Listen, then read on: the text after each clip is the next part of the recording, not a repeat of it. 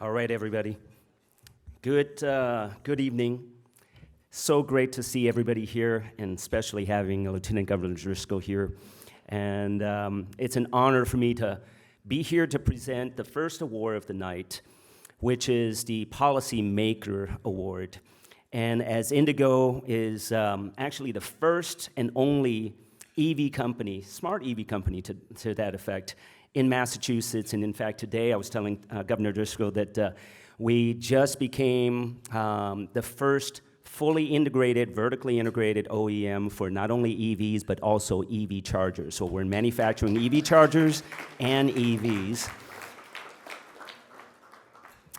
But this particular award that I wanted to present is really well-deserving to somebody that has been working extremely hard for the Commonwealth of Massachusetts. And she comes from just 20 plus years of policy making from Salem, Massachusetts, where she was mayor, and also the last 3 years here on policies, everything from affordable housing, municipal empowerment, and certainly not the least, supporting clean energy. So without further ado, I'd like to welcome and present this award to Lieutenant Governor Kim Driscoll.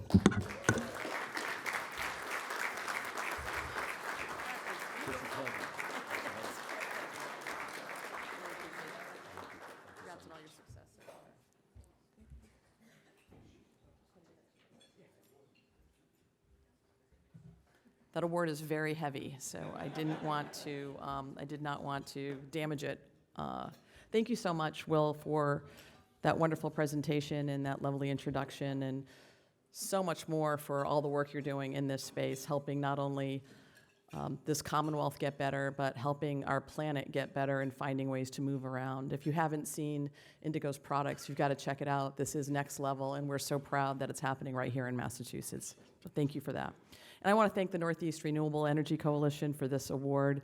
I'm really honored to be the Policymaker of the Year, and as you all know, none of us do this work alone. I'm so grateful to be joined by two colleagues in Massachusetts, Mayor Sullivan and Mayor Garcia. Also, oh my gosh, and Mayor Reardon. You can't have too many mayors in one room, that's for sure. Mayor Reardon in Newburyport, Mayor Garcia in Holyoke, Mayor Sullivan from Brockton, and former Mayor Joe Curtatone, longtime colleague of mine.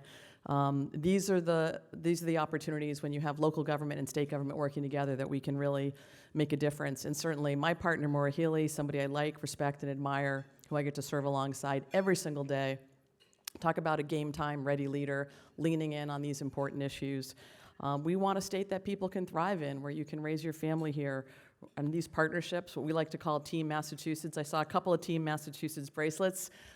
It really is about the power of us. None of us are as smart as all of us. We try to put the smartest people in the room to tackle these challenges, including Secretary Rebecca Tepper, who's not here right now, but this is what it means to be part of a collective action and something that's good for Massachusetts, it's good for our planet, and we believe in it deeply. So I want to thank you very much for the award, and just offer a few other comments before I introduce the next award winner. You know, I do think here in Massachusetts, there's a little bit of a difference in how we govern. I tend to say we bring adult in the room energy to governing. We get along with each other, we have disagreements, but we don't let that harm potential outcomes, whether that's members of the legislature, local government, working at all levels. And we're fortunate. The investments we make lead to recognition in a number of ways. We're number one in education. We're number one in healthcare. We're the number one innovation economy. We're the safest state in America. We're the best state to raise a family. If you're a woman, it's the best state to live. Safest drinking water. Like, I could go on. There's a long list of number ones for the Commonwealth of Massachusetts. I'm really proud of that as someone who I didn't actually grow up, neither Maura and I actually grew up in Massachusetts. We both have the good sense to live here now. I came here to go to college, and like so many people who come to Massachusetts to go to college, never left. But what I found was a state that was welcoming and inclusive, a place that you make the impossible possible every single day. And This is a state that knows how to do business the right way, to make those investments so that we're not just number one in those areas, but it's fostered by the investments and the values and the policies we choose to lead in. We're a state that welcomes and thrives on creative solutions to some of the world's toughest problems, including in this space, in climate tech, and how we lead not just as a state, but frankly, this entire nation when it comes to finding ways to do things differently. We're the place where brilliant people, frankly, like all of you, come together and find a way to make the globe a cleaner, more sustainable place. And it's really that simple. What part can we all play in leaving this Commonwealth, this country, better than we found it? As an administration, we've really recognized that clean energy and climate tech are a big part of our future. It's our opportunity to lead, and it's why our economic development plan invested $400 million in climate tech initiatives. How can we decarbonize? How can we be more efficient? How can we think about clean energy? It was a major investment in ensuring that we have a brighter future that accelerates clean energy development, that lowers costs, and increases access. You think about all the things, I think about all the things I brought my kids last holiday season, every single one of them plugged into a wall. Like, we are going to need more power, we need it to be cleaner, we need to find ways to get around that are better for our planet, and we need to be mindful that we're not going to find those solutions coming out of Washington. Somebody described to me, there's a lot of noise coming out of Washington lately. I thought that was so diplomatic. Like, there's a lot of noise coming out. Well, right now there's no noise coming out of Washington. But I think it's safe to say there's no cavalry coming from Washington, D.C. to rescue us with respect to clean energy solutions, frankly, or housing, or transit, or how we get along and around. For those of us who've been in local government, we know the power of local government to transform lives. I'm fortunate to be in this role and understand the power of collective action to transform lives, and not to be relying on the federal government to help us do that. It is going to take the collective action of people in this room and many more, especially when we look at just yesterday, where the Trump administration terminated federal funding for 223 clean energy projects, including $7.5 billion right here nationally, and $466 million in Massachusetts. These were research grants. These were opportunities for state government to do things better. That's $500 million worth of projects that won't be moving forward. That's on top of $3 billion in NIH funding in a state that believes in science. That's number one in the life sciences and healthcare industry. We know these things don't only help our planet, they build good jobs. We transition to a different type of future when it comes to tackling these hard challenges. And it's moments like this that make it clear that it's up to all of us to sort of stand up, defend our economy, our values. And here in Massachusetts, we're not going to sit back and just wait for something better. We play offense here, not defense. And we recognize, thanks, Bob. And we recognize Massachusetts will be that backstop for the worst of it and the beacon to lead us forward in so many spaces. I hearken back to our 250th anniversary, which the rest of the country will be celebrating next year in 2026. Pretty big milestone. We started celebrating 2 years ago with the 250th anniversary of throwing the tea in the harbor just down the street from here.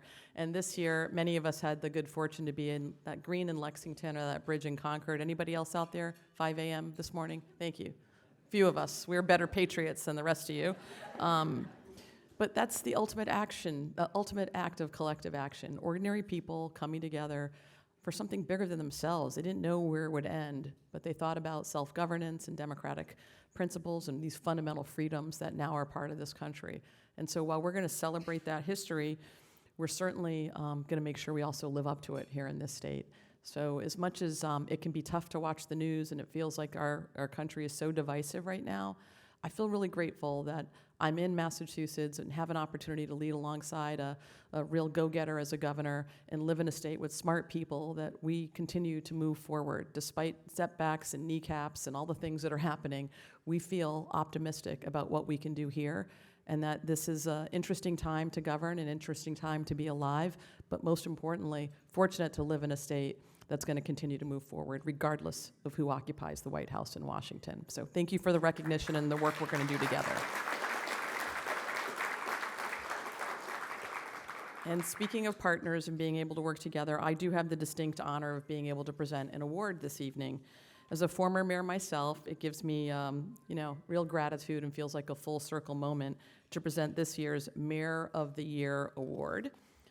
I really believe that cities have the power to change lives. It can be a transformational opportunity to help individuals and families and older adults who live in a community just by the very work you do every single day. When you're mayor, there's no hiding. You have to make decisions every single day that impact people in your community, and you're going to see them in the grocery store, on the sidelines at youth soccer, and every place in between.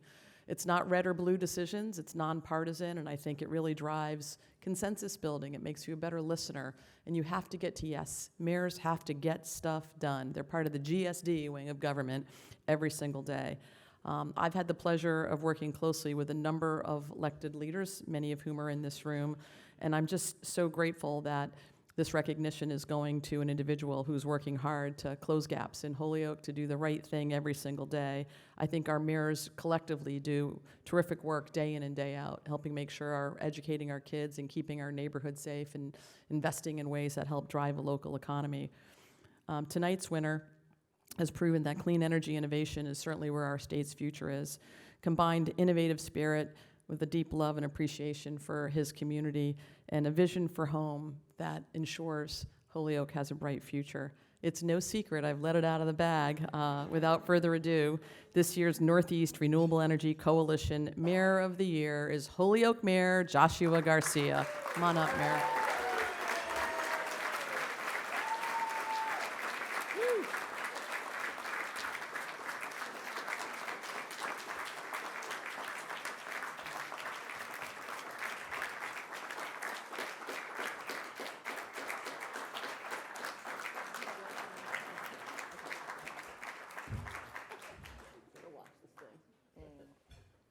Let's take a quick pic with you right here. Don't fall off. All right, you got it. You're in the middle. Perfect. Are we in? Thanks, Henry. All right, I'm going to give that to you.